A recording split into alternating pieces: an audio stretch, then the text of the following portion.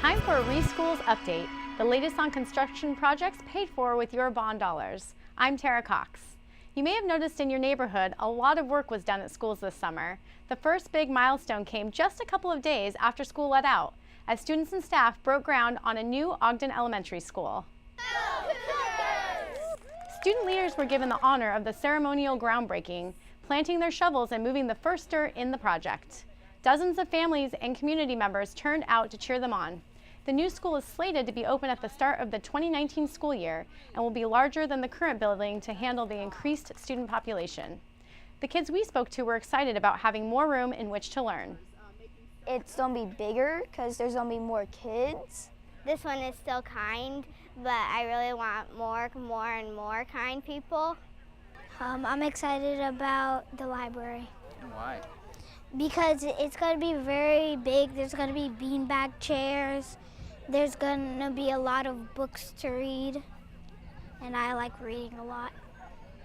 Of course, the new building is made possible by voters who approved a bond measure in 2017. When voters say yes and commit to projects like this, they're also showing their support, that they have trust in the Vancouver Public Schools, they have faith in the educators that work there, and that they also have that same belief that in order to better our future, we need to make sure we educate our children.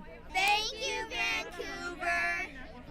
Currently, about 150 students study in portables, so this will put kids back into the main building. After Ogden's new building is open, the old building will be used as a temporary campus for Martin Luther King Jr. Elementary, which will also be getting its own new school building. Construction has also begun over at the McLaughlin Middle and Marshall Elementary campus. The new school buildings are going up directly between the old ones. The new campuses will share common space in the middle when they're done. It's a long process, but the schools are scheduled to open next year for Mac and the following year for Marshall. After students move in, the old Marshall building is slated to become the new home for Leaser School. One major project is nearly completed. That's the installation of turf athletic fields at 4 high schools. We stopped in at Columbia River High School for a soccer practice.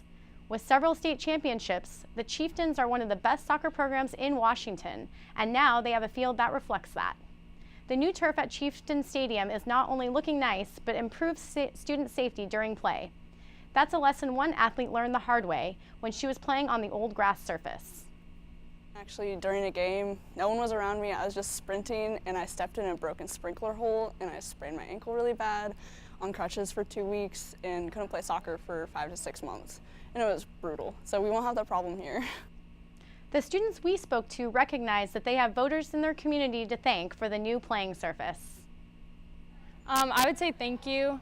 It's a huge blessing to have the turf. Not a lot of people get this. You know, as a high school, I mean, there's some like colleges that don't get this nice of a turf. So I would say thank you.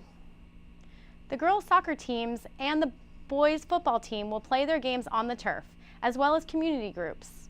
Skyview, Fort Vancouver, and Hudson's Bay all received new turf fields as well. A different kind of surface went into several locations as parking lots at a number of school sites were repaved.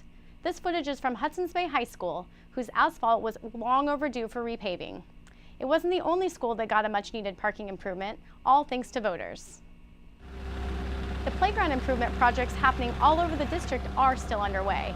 It began in the spring and continued all summer, with several sites seeing safer playground surfaces and other improvements. The projects aren't done yet, with so many elementary schools in the district, but the team is working its way through the project sites. There are so many things happening across the district, but you can keep track of it all on the website, vansd.org/reschools. We have timelines, links, videos, and a whole lot more. The website is updated every time there's a new development, and of course we have more video updates on Facebook and YouTube. Until next time, I'm Tara Cox.